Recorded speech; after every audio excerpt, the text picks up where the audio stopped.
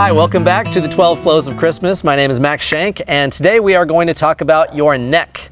Now, most of us deal with some sort of neck pain at some point in our lives, and I think it's really important to go over a couple of the main points in this. And remember, if you tag 2 friends and like this post, you will be entered for a contest to win anything out of my shop. And we're going to do this for all of the 12 videos, so make sure you share with someone who might benefit from this. The first 2 things to understand are tongue and jaw position and shoulder disassociation. So these are the 2 things that can derail any mobility drill you do for your neck, even with the best intentions. So the first one, you want to have the tongue pressed up on the roof of your mouth. This is going to help engage your deep neck flexors, which are going to help stabilize the vertebra and allow them to move more freely.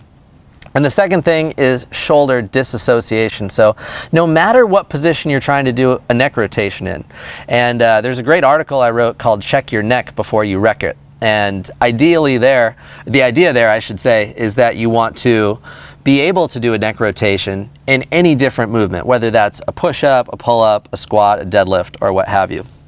So no matter what the position is, you want to make sure that you have the shoulders disengaged away from the neck. So you want to try to create space between your ears and your shoulders.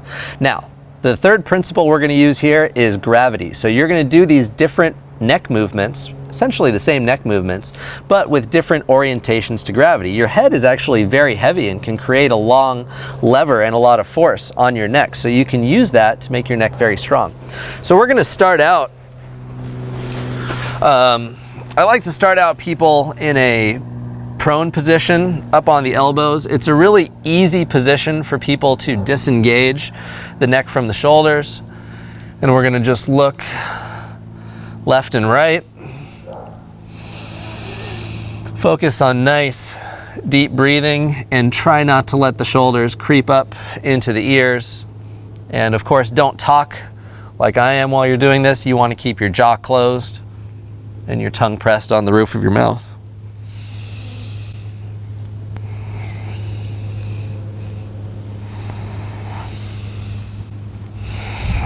And then lastly, we're going to laterally flex the neck. So you're trying to bring your ear toward your shoulder. And it's very important to keep pushing into the ground while you're doing this.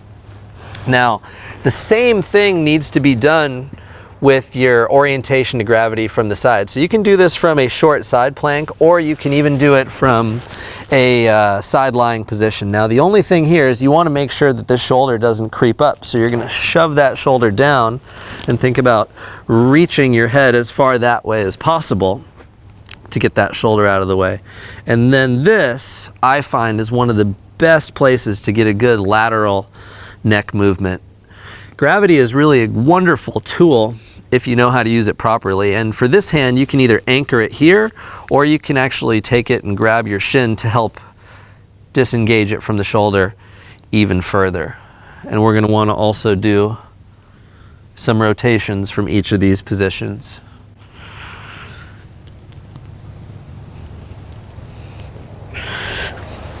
Now, lastly, we're going to go and put a little bit of load on the shoulders and get some shoulder extension. We're going to really try to push the head as high into the air as possible using those scapular muscles. If you're familiar with a simple shoulder solution, you'll already be a pro at this. And we're going to do that same thing from here.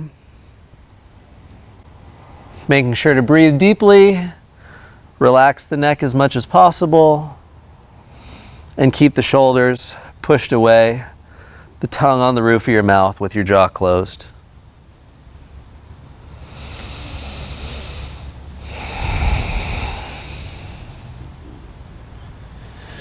And a couple of things to remember: no matter what mobility exercise you're doing for your neck, let your eyes lead the way with the movement, and feel free to go at a wide variety of speeds, especially go really slow to start with these.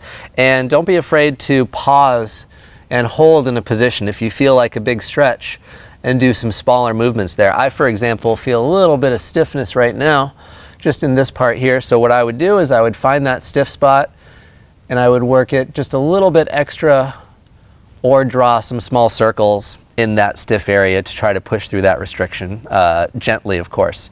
So give these a try. You'll be absolutely amazed at the difference it makes for your neck and shoulder stiffness. And don't forget to like this post and tag 2 friends, and I will see you tomorrow for the next flow. Have a great day.